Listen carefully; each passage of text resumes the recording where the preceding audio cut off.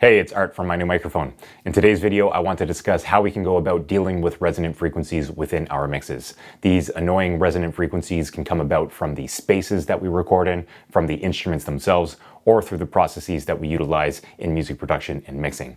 It's one thing to be able to identify these resonant frequencies, and another thing to have a few strategies in place to be able to pinpoint where they are in the frequency spectrum, which tracks they are in, and how to effectively eliminate them within the mix in order to get better results. So without further ado, let's hop into the digital audio workstation, identify where these resonant frequencies are, which tracks they are in, and then how to reduce them appropriately within the mix. All right, before we get into dealing with resonant frequencies within our mixes, it's important for us to understand exactly what resonant frequencies are.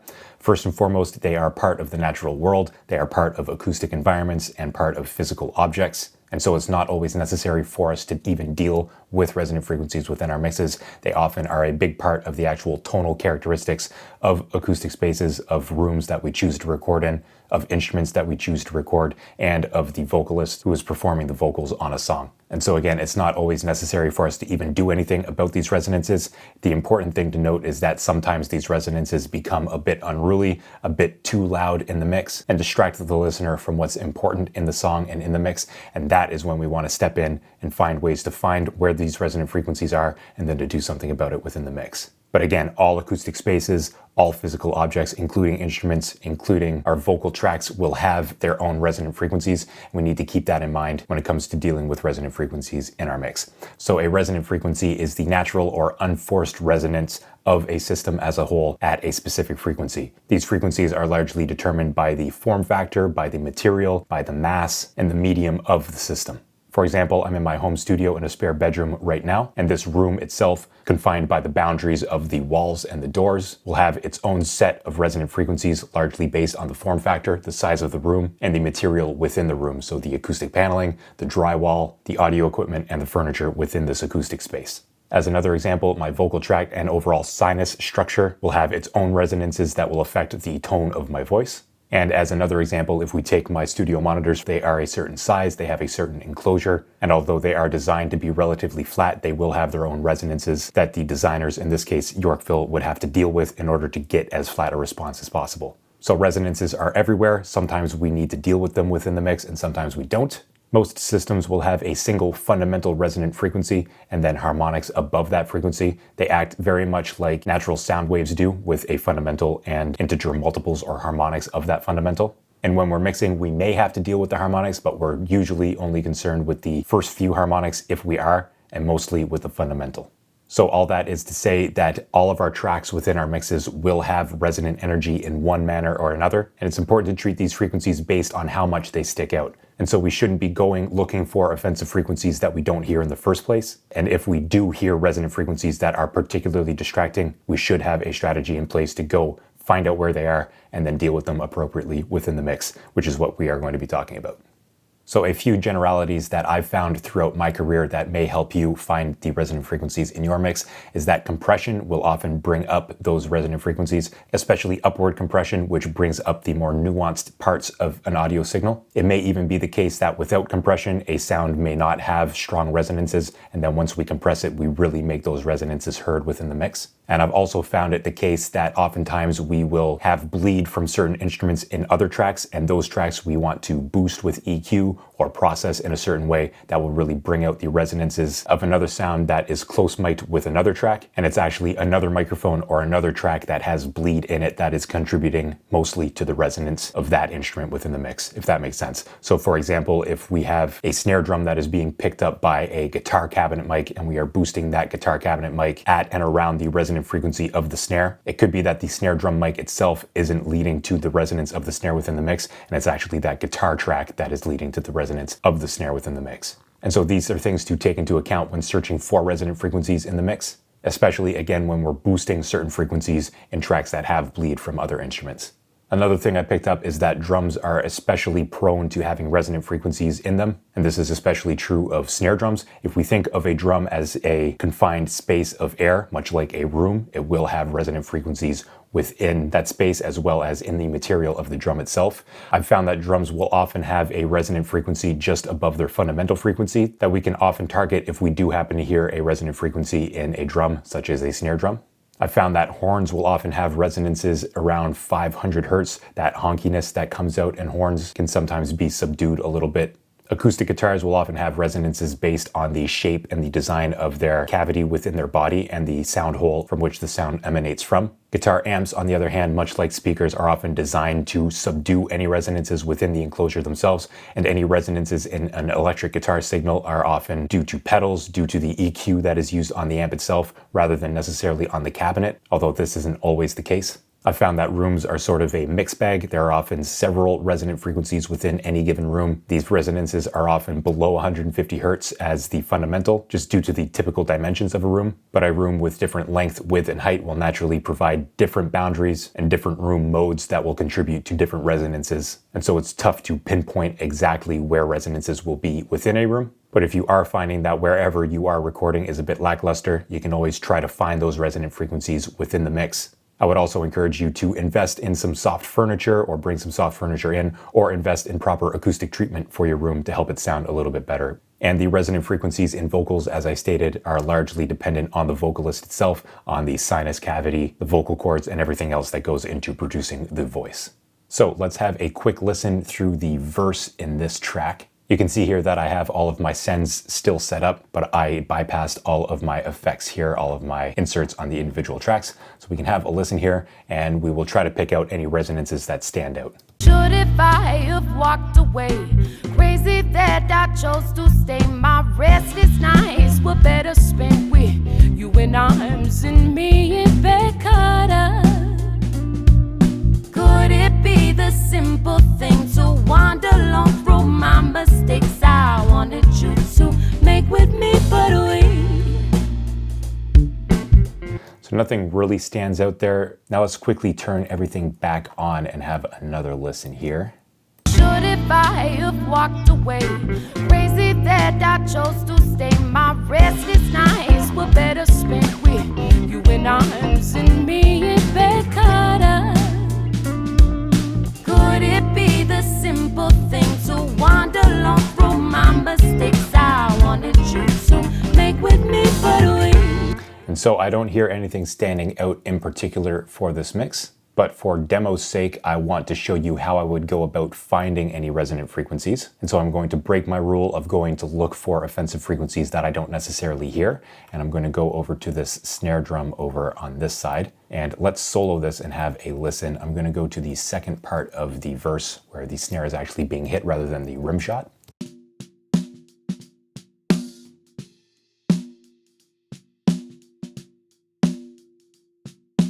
And if I was looking for a resonant frequency, I would use the sweep technique with a parametric EQ, where I would give a boost in the parametric EQ and then sweep it across the frequency range.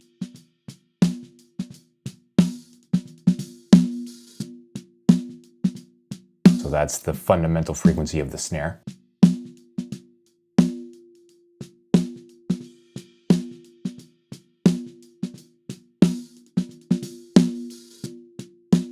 And that's where a resonant frequency would be for this snare. Again, right above that fundamental.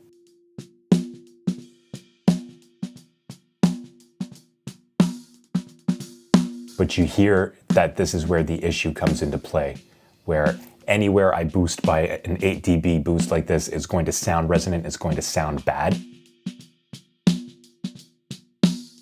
It's going to sound resonant by itself. And so that's why I always suggest only doing this if you actually hear something in the mix.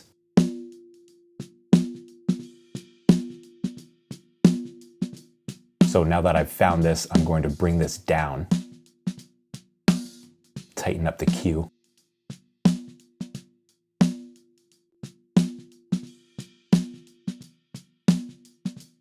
And you can hear that once I actually make this cut, it does make a difference in the resonance of the snare. That's with the EQ off. Just makes the snare sound that much tighter and without resonant. But again, if I was to take this off in the context of the mix, there's so much else going on in the mix that I don't necessarily hear the resonant frequency. So that is where the fine line comes in.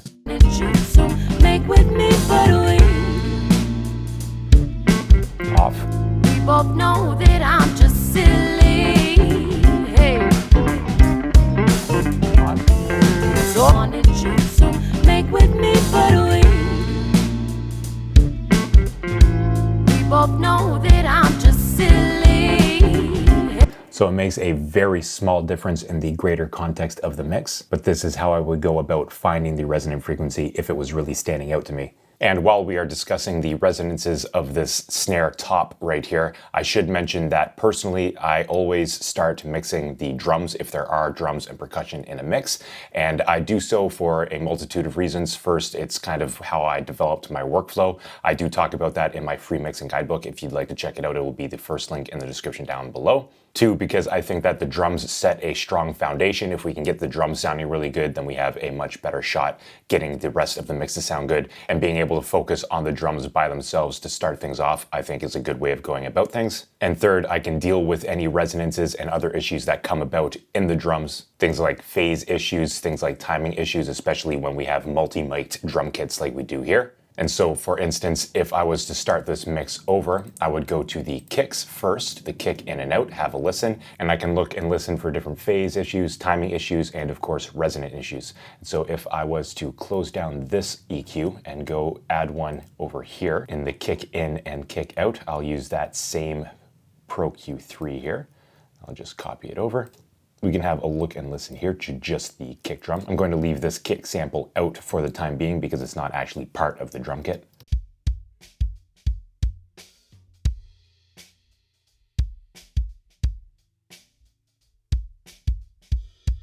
So nothing stands out as being overly offensive in these kick drums, although we do have a bit of that slappiness in the mid-range. That usually happens around 800 hertz. So we can have a look and listen to that here. And I will use the same strategy that we just used with the snare. This isn't necessarily a resonant frequency, although we can often get a better kick sound by just reducing this frequency or the range of frequencies in the mix.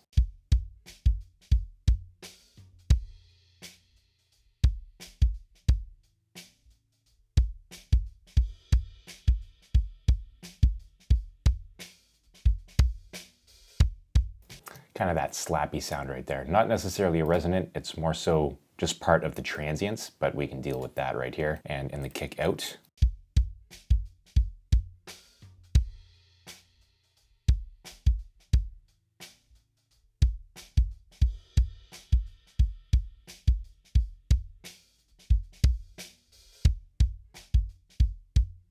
Now this is a big part of the sound of the attack of the kick, which helps it to cut through the mix, so I don't want to take away too much. This is just something that we could do when we are starting on the kick drum before moving onto the snare tops. And so if we do a little bit of finessing here, we can then move on to the snares. Again, this is as if we are mixing from the drums up.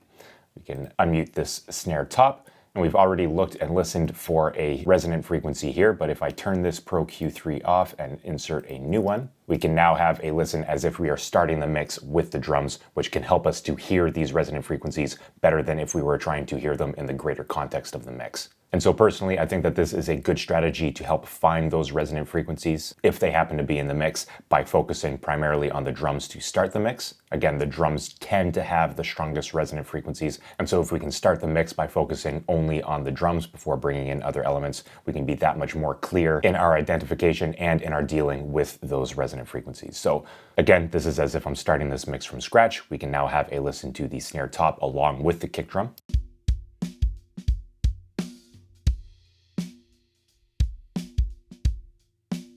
Now we hear a little bit of that resonant frequency here in the snare drum. Again, it's not overly harsh, but I do hear it a little bit. And we've already identified it and got rid of it with this Pro Q3 by using the parametric boost and sweep technique. But there's another technique we can use, especially as we get more familiar and more comfortable with dealing with resonances, and that is the guess and boost technique. Now we already know where that resonant frequency is. It's about 340 hertz. But let's say I hear a resonant frequency in this snare top. I can even take off this analyzer right here to rely more so on my ears than on my eyes. And what I can do now is, because I hear that resonant frequency, I can guess where that resonant frequency is. play things back, and if that's not where it is, then I can go guess another frequency. So let's say, for example's sake, I thought that the resonant frequency might be at 680 hertz. I could do something like this, bring down the Q and have a listen here. That's not really where it's at. So maybe I would then bring it down to maybe somewhere around 340. Again, we already know where this is, but if we now have a listen without and with this boost,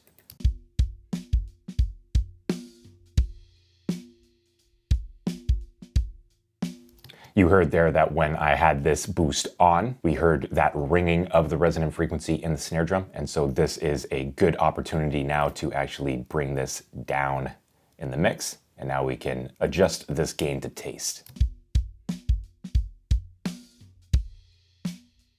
We don't want to take it all the way down, even if we have a narrow Q and more of a notch.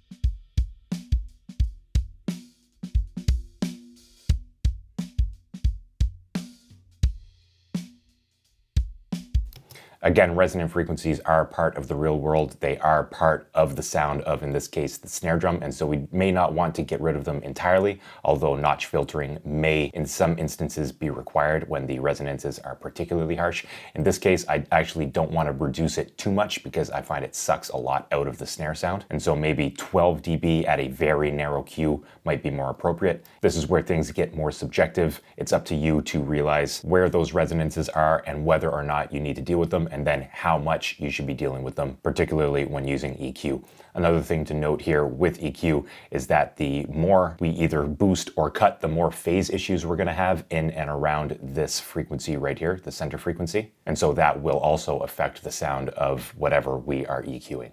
So I'm happy with this. Let's move on to the snare bottom now, and I will bring over another EQ.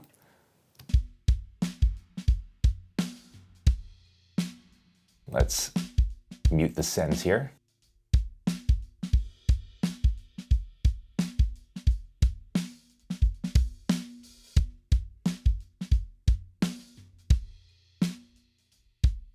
And even boosting the snare bottom there doesn't really add too much resonance to the overall snare sound. So I'm just going to leave this alone. And then we could go on to the toms, for example. So let's have a look and listen to this short section. I have it looped and I have these toms soloed, and I'm going to mute their sends to bus 12, which is the snare plate. So I don't want any extra reverb on these. You can see that they are manually gated. I'm going to make sure that this is actually fading out. And let's add a Pro Q3 to both of them actually. So we'll have tom 1, the rack tom, and the floor tom, tom 2 right here.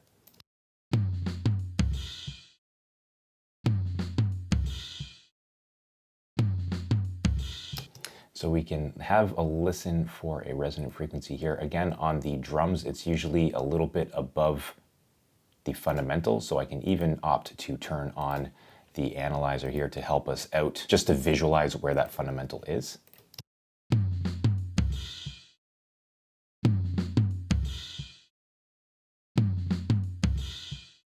We'll sweep.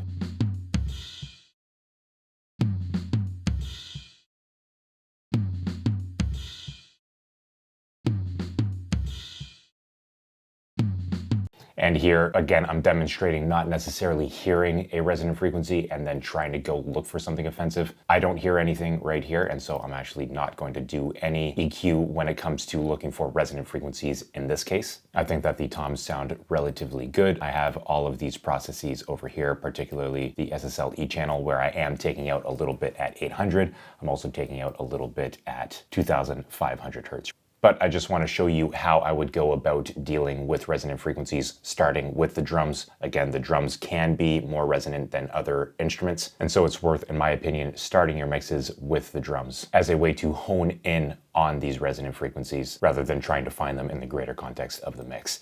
And so one last technique I have to deal with resonant frequencies is dealing with them in tracks that have bleed. And so, for example, in this recording, the drums, bass, and guitars were all recorded in one room as the rhythm tracks, and so there is snare bleed in the guitar tracks, for example. And so if we open up and listen to these guitars, and let's loop this entire chorus right here.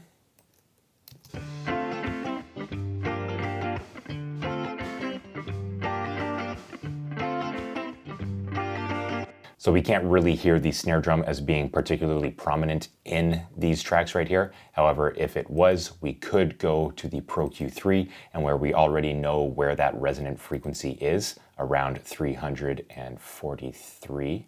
We could go here, make this a dynamic EQ, and then adjust the dynamic range so that it's actually dropping. So every time there is a peak in audio around this 344 hertz region, the EQ will dynamically cut from the signal. So we can tighten up this Q right here. And so the snare isn't really triggering this too much in this case because it's not particularly prominent in the signal. But you can imagine that if the snare was really hot in the guitar 1 signal in this instance, then every time that snare would hit and that resonant frequency was there, it would cut this 344.22 hertz in the guitar 1 signal, thereby reducing the resonance of the snare in the guitar 1 signal. And so this is a little bit advanced. You don't necessarily have to use the Pro Q3. You can use whatever dynamic EQ you happen to use in your mixes. And this is more so a last resort type technique. If the resonances were bad, we could just use a regular EQ cut in this signal. But if there is important information in the guitar around this frequency, then we may opt to use a dynamic EQ like this. And so again, this is only in particularly bad cases where we want to preserve the information of the original signal here and only cut on those transient resonant frequencies of something that is bleeding into the signal. But I thought it was worth explaining a little bit here in this video. And so to recap the different strategies we have for finding and dealing with resonant frequencies in the mix, the first is the simple parametric sweeping technique where we would boost a narrow band right here and then sweep it across until we found that resonant frequency that we originally heard as being offensive in the mix. The second technique, once we get a little bit more comfortable with dealing with resonant frequencies, is the guess and boost method. So for example, if I thought that the resonance may be around 1000 hertz, I could boost right here. Again, give it a narrow Q, listen back, toggle this EQ on and off, either globally or the individual band. And if it is the resonant frequency, then we can take it down. If it's not, then we can guess again. And this just helps us avoid sweeping and finding other resonant frequencies that may not necessarily need any adjusting, which can happen all too easily, and we can end up with a sort of comb filter-ish type EQ, which is no good in the mix. And then the third one, which is a bit more advanced and a bit more last resort, is to utilize dynamic EQ, particularly on tracks that have bleed in them. Mixing is a game of inches, and if we can get in and deal with these resonant frequencies as they show up, it can help push the mix that much closer to perfection. But I think that one rule, so to speak, that trumps that is to not go looking for offensive frequencies if they aren't there. And so even in this demonstration that I'm showing you here, it's a tough call to know when and where to look for resonant frequencies. And forgive me if the demonstration wasn't super clear. What I really wanted to do here was to show you the entirety of the mix and to show you that resonant frequencies really aren't that bad. But if we do happen to hear them within the mix, they are worth addressing when they come up. All right, I hope that this video has proved insightful for you, and I wish you luck in identifying and reducing the resonances within your mixes. If you would like to learn more about mixing, I do have a free mixing guidebook. It will be the first link in the description box down below. You can click that link, sign up to my newsletter, and I'll send it to you right away. It goes through my entire framework I use for mixing to help you make the right decisions at the right times to improve your mixes. If you'd like to hang out with me more here on YouTube, I have a few recommended videos worth checking out in the top left and right corner, and I would also encourage you to hit that subscribe button if you like the way I teach and you would like more information on music production and mixing from me. So I appreciate your time and your being here, and I'll see you in the next video. Cheers.